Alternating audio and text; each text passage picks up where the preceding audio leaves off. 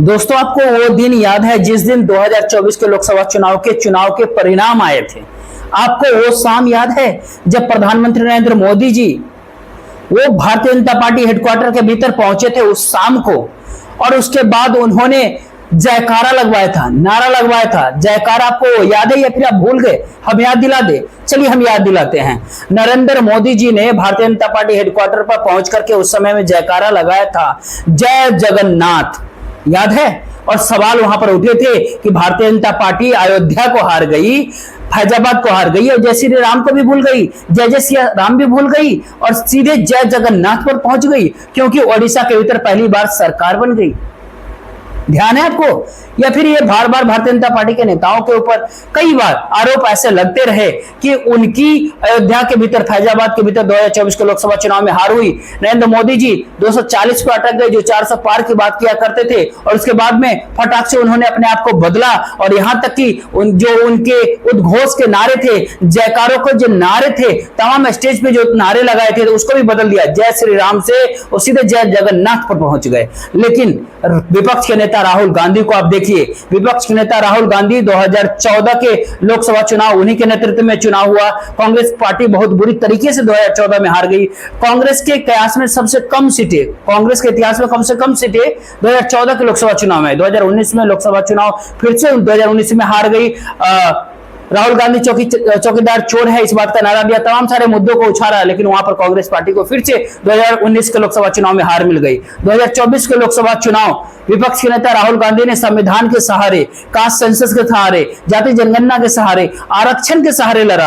Congress party अच्छा प्रदर्शन किया 2024 के लोकसभा चुनाव में, लेकिन चुनाव अंततः हार गए। लेकिन आज भी आप ध्यान होगा आपको, आप देखिए कि 2014 के लोकसभा चुनाव में हारी कांग्रेस, 2019 के लोकसभा चुनाव हारी कांग्रेस पार्टी, 2024 का लोकसभा चुनाव हारी कांग्रेस पार्टी। अब कांग्रेस पार्टी हरियाणा के विधानसभा चुनाव जीता हुआ चुनाव को हार गई, लेकिन विपक्ष के नेता राहुल गांधी अब नए सिरे से आज चुनावी मैदान में उतरे। झारखंड के भीतर उन्होंने आज पहली, एक तरीके से ये कहे कि आचार संहिता लगने के बाद में पहली अपनी जनसभा की, और उस पहली सभा भी विपक्ष के नेता राहुल गांधी की संविधान सभा, जी हाँ, संविधान बचाओ सभा, संविधान सम्मान सम्मेलन, ये विपक्ष के नेता राहुल गांधी के द्वारा किया जाता है। जरा आप कल्पना करके देखिए कि विपक्ष के नेता राहुल गांधी, कांग्रेस के नेता राहुल गांधी, जो उनका अपना एजेंडा है उसको अभी भी नहीं छोड़ रहे। वो इतनी सारी हार मिलने के बाद भी अपने उसी एजेंडे पे डटे हुए, टिके हुए कि सबको बराबरी की हिस्सेदारी दिलवानी है, जिसकी जितनी हिस्सेदारी उसकी उतनी भागीदारी दिलवानी है,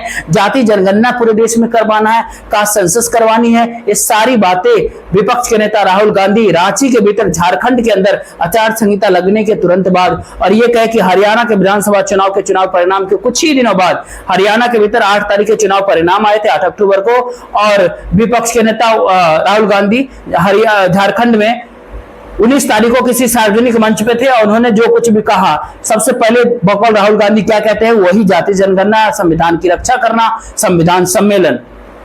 मतलब एक तरह से ये समझिए कि भारतीय जनता पार्टी के बड़े नेता नरेंद्र मोदी ये कहते हैं कि ना आगे कोई है ना पीछे कोई है, देश के लिए सब कुछ कर रहे हैं। एक तरफ विपक्ष के नेता, कांग्रेस के नेता राहुल गांधी, जिनके लिए ये बात कहा जाता है कि अब उनको भारतीय जनता पार्टी का स्टार प्रचारक हैं, जब तक वो कांग्रेस के भीतर है तब तक बीजेपी जीतती रहेंगी, इस तरह की बातें कहा जाता था। लेकिन अब कम कहीं ना कहीं ये बातें हो गई, लेकिन इस तरह की बात कही जाती थी। लेकिन फिर भी विपक्ष के नेता राहुल गांधी अपनी बात को, अपने मुद्दे को सिरे से खारिज नहीं कर रहे हैं। तो बताइए कि ताकतवर कौन है, नरेंद्र मोदी जी या फिर राहुल गांधी?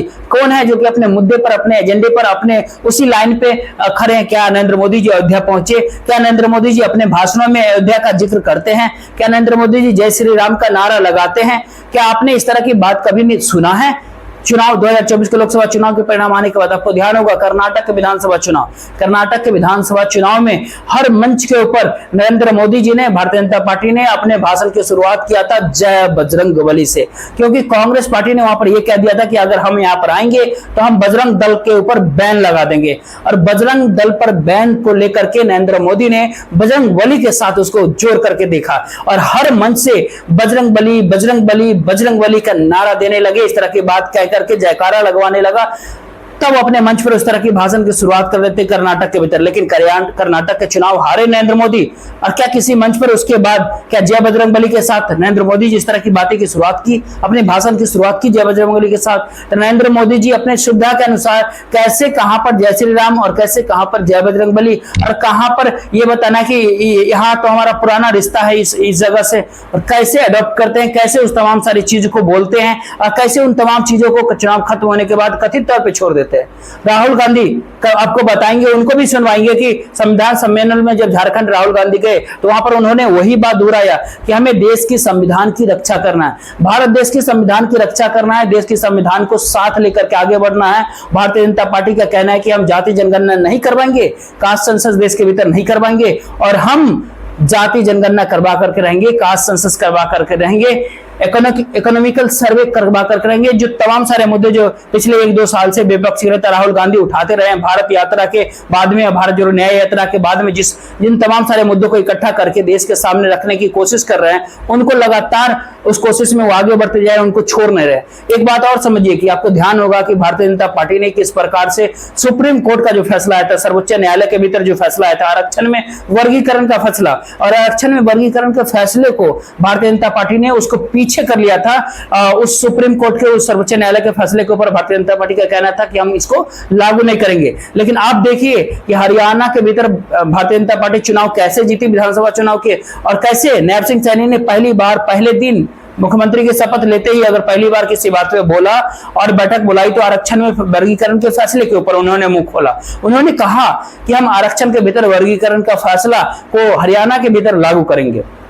यहां पर जब एक झटका लगता है भारतीय जनता पार्टी को, तो भारतीय जनता पार्टी कैसे अपना उस तमाम सारे पोस्ट को ही चेंज कर दे। झटका क्या लगता है भारतीय जनता पार्टी को, झटका कैसे पहुंचता है और कैसे से अपने पिच को कैसे बदल देती है तुरंत। और विपक्ष के नेता राहुल गांधी आज भी वही बात को दोहराते हैं। क्या कुछ कहते हैं राहुल गांधी, बकौल राहुल गांधी क्या कुछ कहते हैं, एक एक करके तथ्यवार तरीके से आपके सामने रखते हैं कि राहुल गांधी का कहना है कि जातीय जनगणना होगी, इंस्टीट्यूशनल सर्वे होगा, आरक्षण की 50% की सीमा हटेगी, ये काम कांग्रेस पार्टी आपको करके दिखाएगी।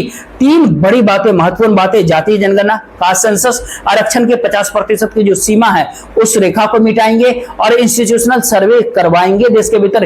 ये 3 बड़ी बातें विपक्षी नेता राहुल गांधी भारतीय यात्रा के बाद में, भारत जोड़ो न्याय यात्रा के बाद में ये इन तमाम सारी बातों को कहना शुरू किया था देश के भीतर। तब से अब तक चुनाव के भीतर जीत हार अलग बात है, लेकिन मुद्दों से वो नहीं हट रहे। बकौल राहुल गांधी क्या कहते हैं, जब हम जाति जनगणना की बात कर रहे हैं, कहते हैं कि मोदी जी एक्सरे करवाई, तो मोदी जी कहते हैं हम एक्सरे नहीं करवाएंगे। कैसे नहीं करवा पाएंगे मोदी जी एक्सरे, करवाना पड़ेगा उनको। अगर आप नहीं करवाएंगे तो हम कराएंगे, कांग्रेस पार्टी करवाएगी। अगर मैं आपको बता रहा हूं, बकौल राहुल यादव का कहना है कि आप लिख करके ले लो। झारखंड के मन से कहते हैं कि जाति जनगणना को और ये जो 50% का आरक्षण का जो बैरियर होता है ना, इसको अब कोई शक्ति नहीं रोक सकती है।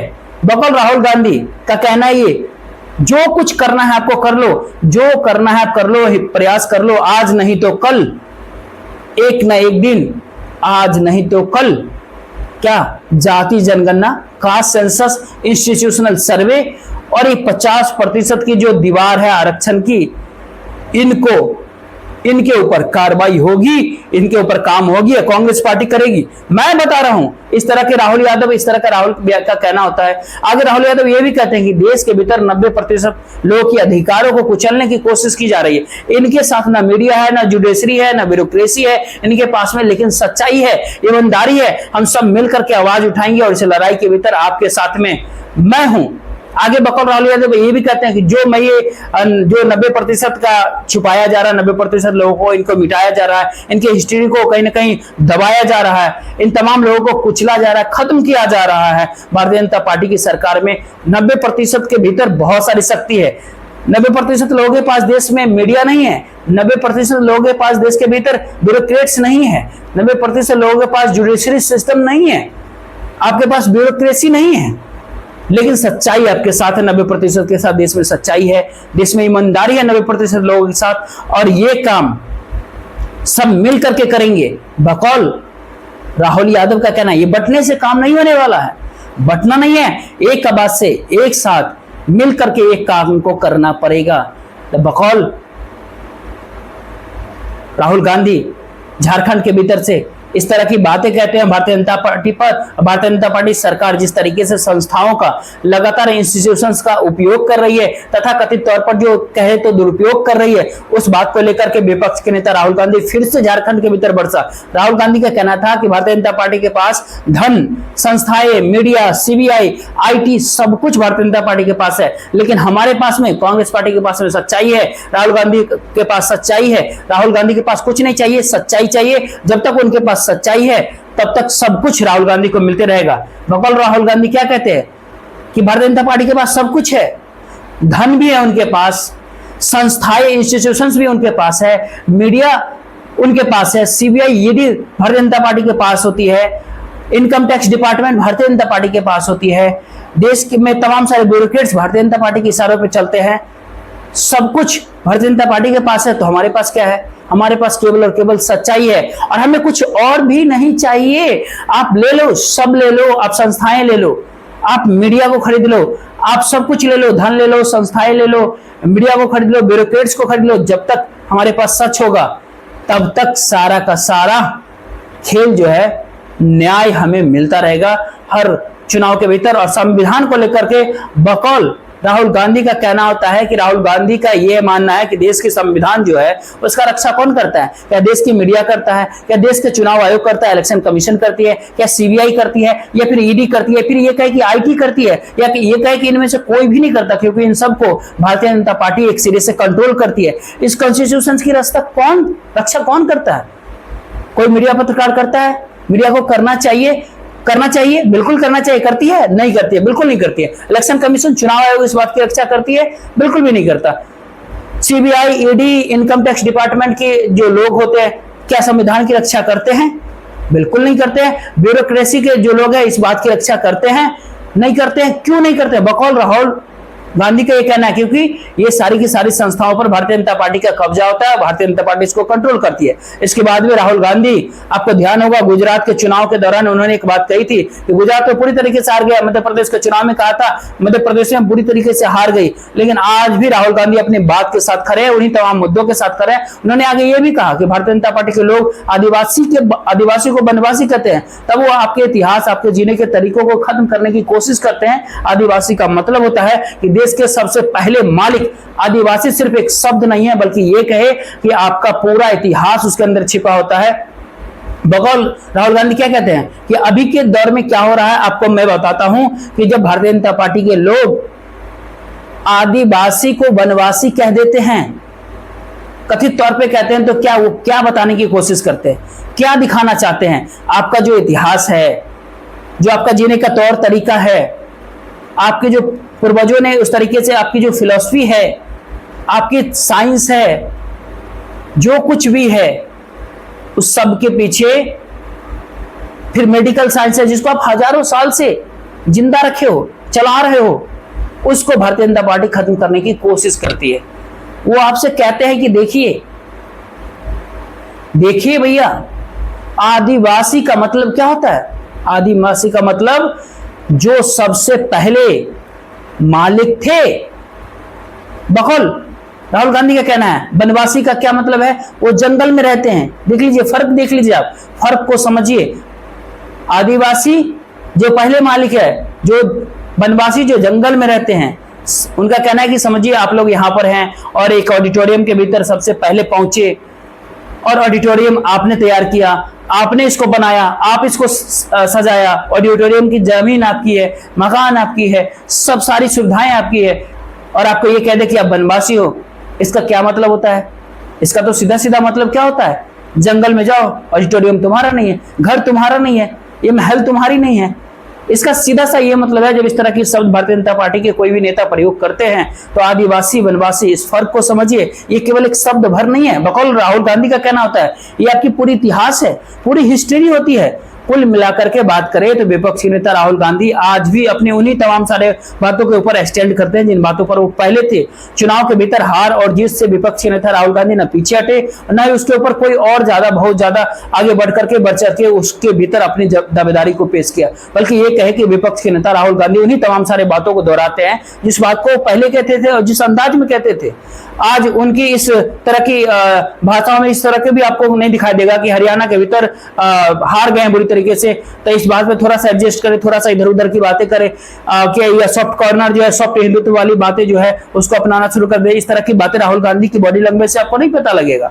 राहुल गांधी को पता है कि ये जाति जनगणना मेरे लिए कोई राजनीति नहीं है, मेरे लिए एक मिशन होता है कास्ट संसद। राहुल गांधी के इस बात का, उनके इस झारखंड के अंदर दिए गए भाषण का और इन तमाम सारे बातों जो हम कथित तौर पे जो बताए, इस बात पे कहीं ना कहीं एक बात और आपको बताना चाहूंगा कि राहुल गांधी ये तमाम सारी बातें अपने मंचों से जरूर कहते हैं, लेकिन विपक्ष के नेता, कांग्रेस के नेता राहुल गांधी पर बहुत ही पैनी नजर, बहुत तीखी नजर बना करके रखी हुई है और याददाश्त के साथ में, क्योंकि लोग समय के साथ अपने याददाश्त को कमजोर कर लेते हैं, तमाम सारी चीजों को भूलने लगते हैं, लेकिन विपक्ष के नेता राहुल गांधी के पास इस तरह का मौका नहीं मिला है। जिस दिन राहुल गांधी के पास मौका देश के भीतर मिल जाएगा, उस दिन असली परख होगी कि राहुल गांधी जो बात इतने सालों से लगातार कहते आ रहे थे, जब वो सत्ता के केंद्र बिंदु पे पहुंचेंगे।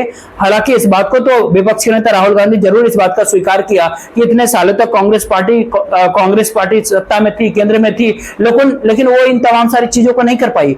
ये उनकी गलती थी। खुले मन से ही कई बार इस तरह की बातें बोल सके विपक्ष के नेता राहुल गांधी, लेकिन राहुल गांधी जब खुद कुर्सी पे बैठेंगे, गाड़ी के स्टीयरिंग पे उड़ेंगे, कहां पर किस किस व्यक्ति को उस गाड़ी के भीतर बैठाते हैं, उस यात्रा के दौरान किस किस को फायदा पहुंचेगी, इस बात पर जरूर गौर करना होगा।